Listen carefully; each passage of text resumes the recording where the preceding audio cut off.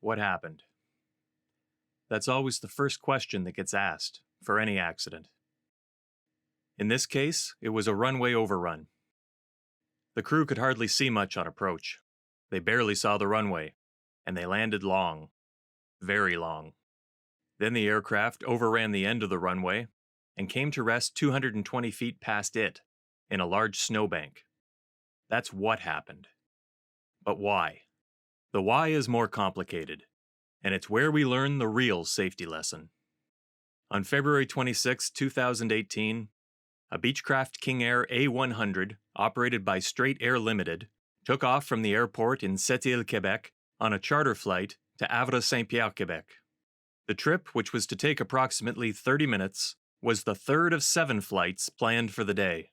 The weather at Havre-Saint-Pierre Aerodrome indicated light snow and visibility of 3/4 of a statute mile, which, although below the 1 mile of visibility published on the approach chart, was at the minimum limit permitted for this flight.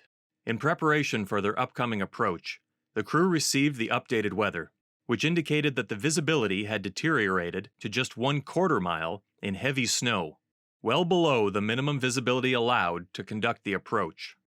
Once an aircraft on approach reaches the published minimum descent altitude, the flight crew needs to be ready with their go-no-go decision. If they don't have the required visual reference, meaning if they can't see what they need to see, they conduct what is called a missed approach, climbing to regain altitude and deciding what to do next.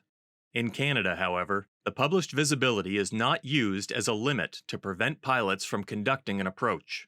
Therefore, although the occurrence pilot knew the airport visibility was below the published minimum, according to his interpretation of Canada's complex approach ban regulations, he could still conduct the approach, and so the aircraft descended to the minimum descent altitude.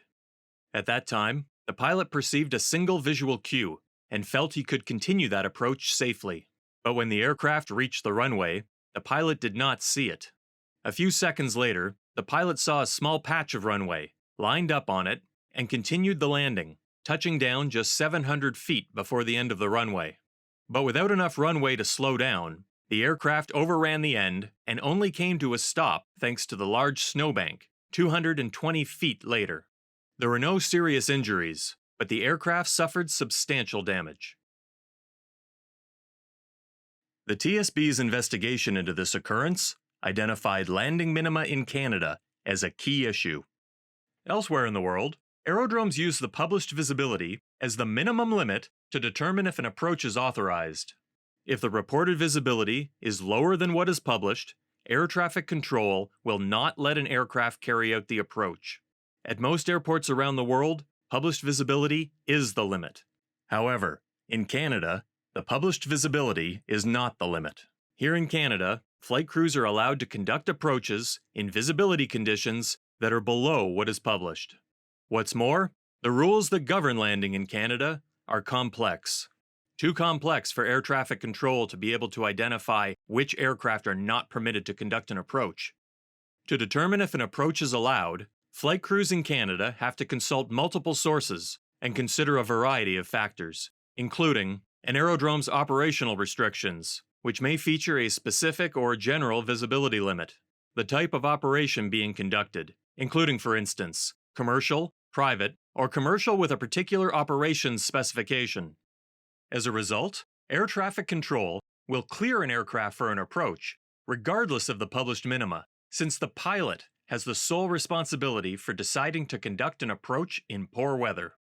However, the interpretation of the complex landing minima in Canada can, and sometimes does, lead to confusion, with flight crews concluding that their flight can conduct an approach, when in reality, it is prohibited. As we saw in this occurrence, the results of a misinterpretation can lead to a serious accident. And yet, there are no safeguards in place. In fact, between 2006 and 2019, 31 incidents occurred following approaches where pilots conducted approaches below the minimum descent altitude with few visual references. 17 occurred in weather conditions where visibility was below the published visibility. 9 happened within the past 5 years. This is why the TSB is issuing 2 recommendations, which work hand in hand.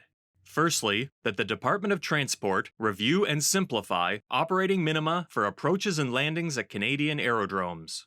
And secondly, that the Department of Transport introduce a mechanism to stop approaches and landings that are actually banned.